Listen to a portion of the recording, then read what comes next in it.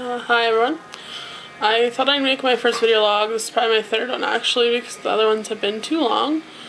I just want to give you some backgrounds and some stats.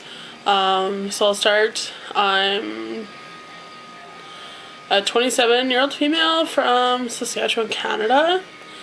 I'm 6'1", and I weighed in at my doctor's at a whopping 474.2. In school we were told to round below zero, so I'm going to say 474. I've probably been heavier, but because of my location and stuff, it's almost impossible to get a scale that will weigh me. I'm hoping to be able to pick one up in San Diego.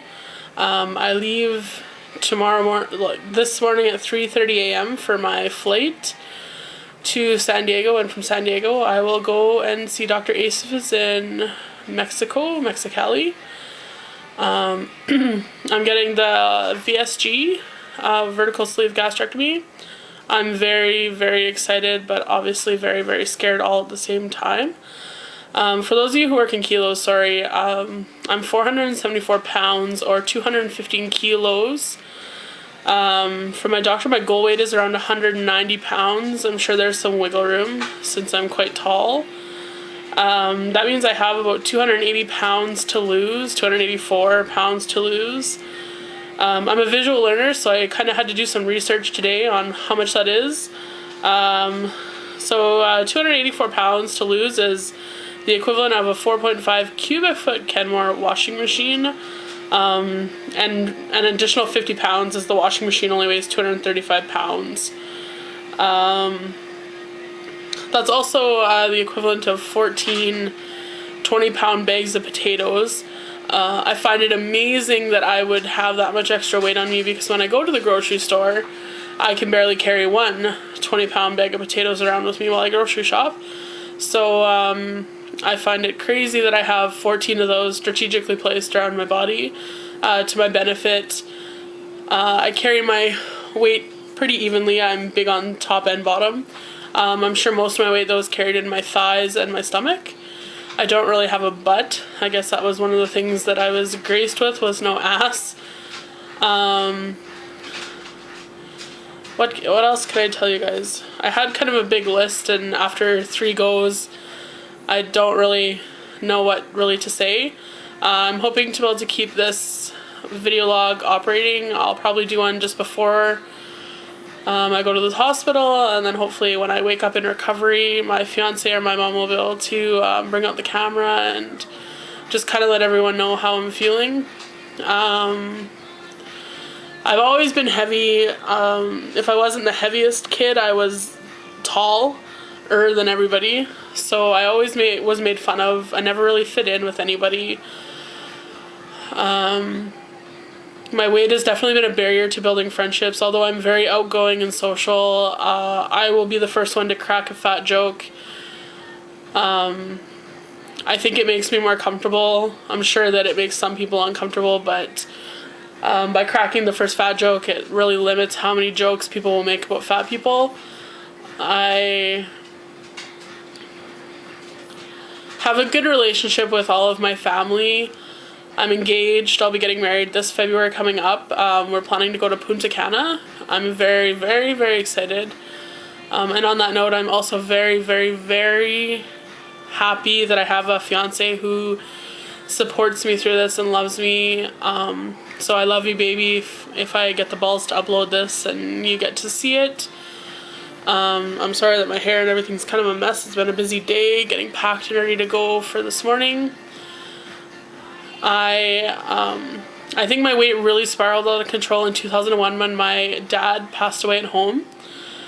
My uncle Francois passed away in 2004, which was devastating for me after my dad had passed away. My uncle Francois was a big, big man, and I found so much comfort in kind of hanging with him. I got along better with him than I probably did my own dad. He was my godfather, so I mean, I guess that's fair.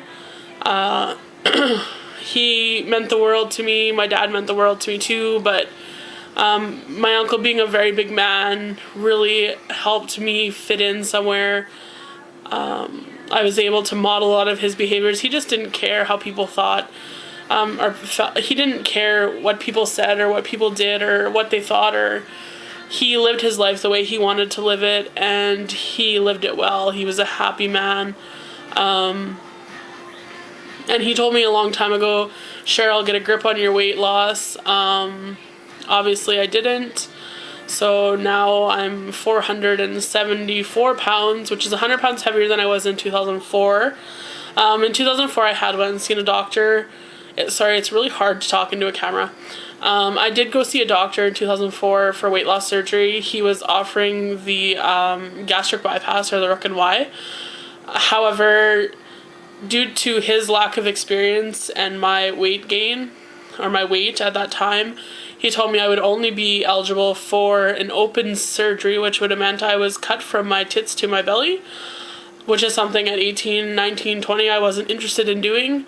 I also wasn't interested in dealing with somebody who was so mean, and he was probably the worst doctor I've ever met. He had no compassion, no understanding, and no caring. I have no frickin' idea why he works with fat people, because he is so anti-fat.